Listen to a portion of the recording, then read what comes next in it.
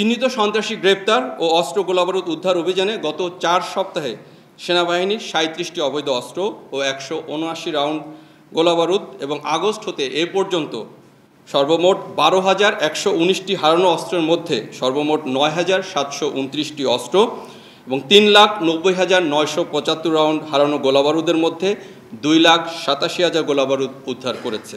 এছাড়াও বিভিন্ন অপরাধের সাথে সম্পৃক্ত এ পর্যন্ত সর্বমোট 16,459 জন এবং 4 সপ্তাহে 813 জনকে সেনাবাহিনী গ্রেপ্তার করেছে, যাদের মধ্যে কিশোর গ্যাং, তালিকাভুক্ত অপরাধী, ডাকাতসহ অন্যান্য অপরাধী উল্লেখযোগ্য। সেনাবাহিনী গত 14 জুলাই কলাবাগান এলাকার তালিকাভুক্ত কুখ্যাত সন্ত্রাসী ইয়ামিন সিদ্দিকী নিশাদকে একটি অত্যাধুনিক বিদেশি পিস্তল এবং 2 রাউন্ড অ্যামিউনিশন সহ গ্রেপ্তার করেছে। এছাড়াও গত 19 জুলাই রূপগঞ্জ এলাকায় অভিযান পরিচালনাকালে একটি পিস্তল, একটি ম্যাগাজিন ও 3 রাউন্ড গোলাবারুদ উদ্ধার ও মাদকসহ 7 জনকে গ্রেপ্তার করা হয়েছে। মাদকের বিরুদ্ধে অভিযানে গত 4 সপ্তাহে সেনাবাহিনী রামপুরা, মোহাম্মদপুর, উত্তরা, ভাসানটেক, ফরিদপুর, কুমিল্লা সহ দেশের বিভিন্ন স্থানে সফল অভিযান পরিচালনা করে 55 জন মাদক ব্যবসায়ী এবং গত আগস্ট হতে এ পর্যন্ত মাদকের সাথে সংশ্লিষ্ট সর্বমোট 5,576 জনকে সেনাবাহিনী গ্রেপ্তার করেছে। চোরাচালান প্রতিরোধে সেনাবাহিনী গত 11 জুলাই সুনামগঞ্জ জেলায় একটি 1,12,00,000 টাকার ওষুধ সামগ্রী উদ্ধার করেছে। এছাড়াও গত 12, 18 এবং 19 জুলাই সিলেট জেলার বিভিন্ন স্থানে চোরা কারবারিদের বিরুদ্ধে অভিযান পরিচালনা করে অবৈধ প্রসাধনী সামগ্রী, পোশাক ও কফি জব্দ করা হয়। বিআরটিএ এলাকায় দালাল চক্র দমনে সেনাবাহিনী গত 14 জুলাই বিআরটিএ ঢাকায় অভিযান পরিচালনা করে জনসাধারণের নিকট হতে অর্থের বিনিময়ে ড্রাইভিং লাইসেন্স তৈরিতে সহায়তার অভিযোগে 4 জন দালালকে আটক করেছে। ভেজাল খাদ্যদ্রব্য ও উৎপাদনকারী প্রতিষ্ঠান ও কারখানায় বিশেষ অভিযানের পরিচালনার অংশ হিসেবে গত 16 জুলাই উত্তরখানে ভেজাল খাদ্য উৎপাদনের সাথে জড়িত একটি প্রতিষ্ঠান তাকদির ফুড বেভারেজকে 1,50,000 টাকা, সিলেটের রয়্যাল স্লাইস নামক রেস্টুরেন্টকে 1 লক্ষ টাকা জরিমানা সহ সাময়িকভাবে বন্ধ ঘোষণা করা হয়।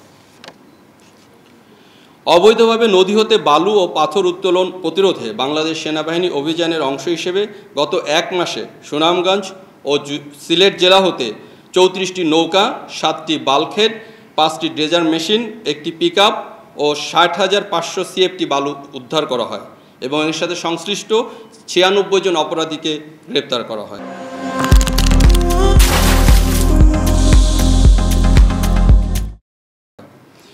গত 16 জুলাই ঢাকার দারুসালাম এলাকায় 3 জন দুষ্কৃতিকারী মিলে একজন ব্যক্তিকে হত্যা চেষ্টার সময় সেনাবাহিনীর টহল দলের তাৎক্ষণিক হস্তক্ষেপে ভুক্তভোগীকে উদ্ধার করা হয় এবং একজন দুষ্কৃতিকারীকে গ্রেপ্তার করা হয়েছে।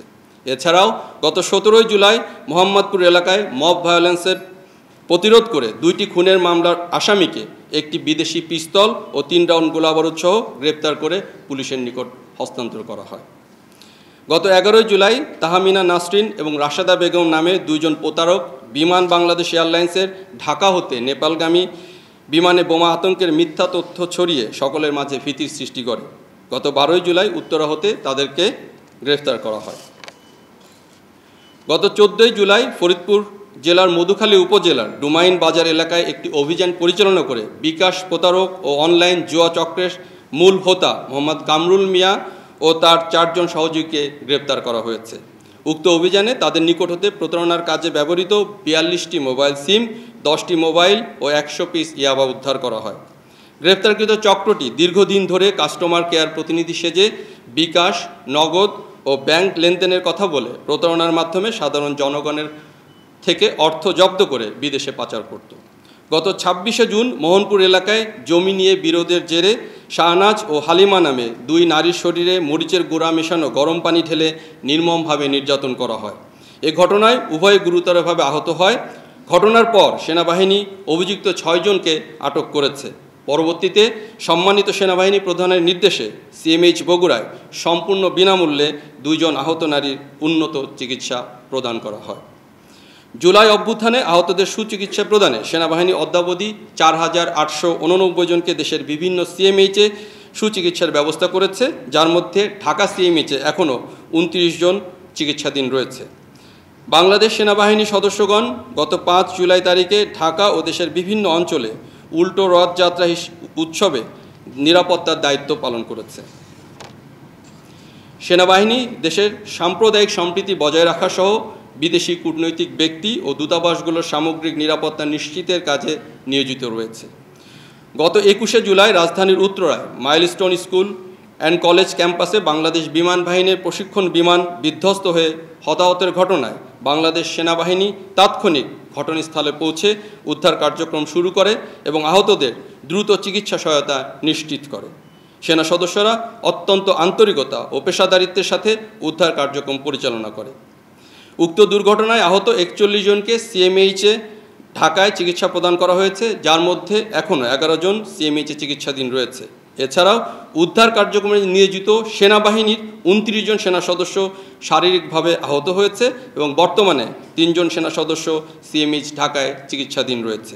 মাইলস্টোন বিমান দুর্ঘটনায় মোট 14টি মৃতদেহ সিএমএইচে আনা হয়, যা তাদের পরিবারের নিকট হস্তান্তর করা হয়েছে। গত 22শে জুলাই বিক্ষুব্ধ জনতা সচিবালয়ের সামনে আন্দোলনের জন্য অবস্থান করে এবং গেট ভেঙে সচিবালয়ের ভিতরে প্রবেশ করে। সেনাবাহিনী সদস্যরা অত্যন্ত ধৈর্যের সাথে তাদেরকে বোঝানোর চেষ্টা করে এবং বাধা প্রদান করলে উত্তেজিত জনতা সেনা সদস্যদের উপর চড়াও হয়। এতে 5 জন সেনা সদস্য আহত হয়, যাদেরকে সচিবালয়ের ভিতরের ক্লিনিকে প্রাথমিক চিকিৎসা প্রদান করা হয় এবং পরবর্তীতে সিএমএইচ ঢাকায় স্থানান্তর করা হয়। গত 3 হতে 31শে জুলাই পার্বত্য চট্টগ্রামে পরিচালিত অভিযানে মোট 10টি আগ্নেয়াস্ত্র, 9 রাউন্ড অ্যামিউনিশন, অস্ত্রের খুচরা যন্ত্রপাতি, 500 গ্রাম গান পাউডার, 7টি ওয়াকিটকি সেট এবং মাদকসহ অন্যান্য সরঞ্জামাদি উদ্ধার করা হয়। এ সময় আইনশৃঙ্খলা বাহিনী মোট 7 জন সন্ত্রাসীকে গ্রেপ্তার করে। এর মধ্যে 3 জন ইউপিডিএফ মূল সদস্য এবং 2 জন ইয়াবা ব্যবসায়ী এবং আরও 2 জন বিচ্ছিন্ন অপরাধী রয়েছে। গত 29শে জুলাই 2025 তারিখে বাগাইহাট এলাকায় ইউপিডিএফ মূল দলের বিরুদ্ধে একটি অভিযানে একটি এসএমজি, 3টি দেশীয় রাইফেল, একটি পিস্তল এবং 5টি ওয়াকিটকি সহ বিপুল সংখ্যক সরঞ্জামাদি উদ্ধার করা হয়। এছাড়াও গত 30শে জুলাই বান্দরবনের রুমাজনের দায়িত্বপূর্ণ এলাকায় একটি অভিযান পরিচালনা করা হয় এবং কেএনও কর্তৃক পরিত্যক্ত একটি প্রশিক্ষণ ক্যাম্প ধ্বংস করা হয়। আধিপত্য বিস্তারের অংশ হিসেবে জেএসএস মূল ও ইউপিডিএফের মধ্যে গুলি বিনিময় হয় এবং 3টি গ্রেনেড বিস্ফোরণের খবর পাওয়া যায়। এফডিএমএন ক্যাম্পসমূহের নিরাপত্তা বিধানকালে আইনশৃঙ্খলা বাহিনী 3,74,000 পিস ইয়াবা, 2 কেজি ক্রিস্টাল আইস, 1 কেজি গাঁজা ও 2 কোটি টাকা মূল্যের সিগারেট, পোশাক, খাবার ও কসমেটিক্স সহ অন্যান্য সামগ্রী জব্দ করে। এছাড়া এফডিএমএন ক্যাম্প এবং এর আশেপাশের এলাকায় অভিযান চালিয়ে একটি G3 রাইফেল, 4টি পিস্তল, 8টি এলজি, একটি বিদেশি অস্ত্র, 3টি একনালা বন্দুক এবং 3161 রাউন্ড অ্যামিউনিশন উদ্ধার করা হয়।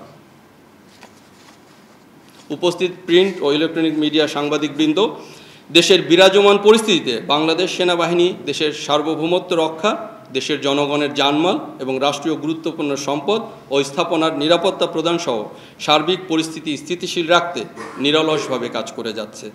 সম্মানিত সেনাবাহিনী প্রধানের দিক নির্দেশনা অনুসরণ করে সেনা সদস্যরা আইন শৃঙ্খলা রক্ষায় অন্তর্বর্তীকালীন সরকারের সংশ্লিষ্ট মন্ত্রণালয়, আইন শৃঙ্খলা রক্ষাকারী বাহিনী, স্থানীয় প্রশাসন, গণমাধ্যম এবং সাধারণ জনগণের সাথে সম্পৃক্ত হয়ে সার্বক্ষণিক সক্রিয়ভাবে দায়িত্ব পালন করে যাচ্ছে।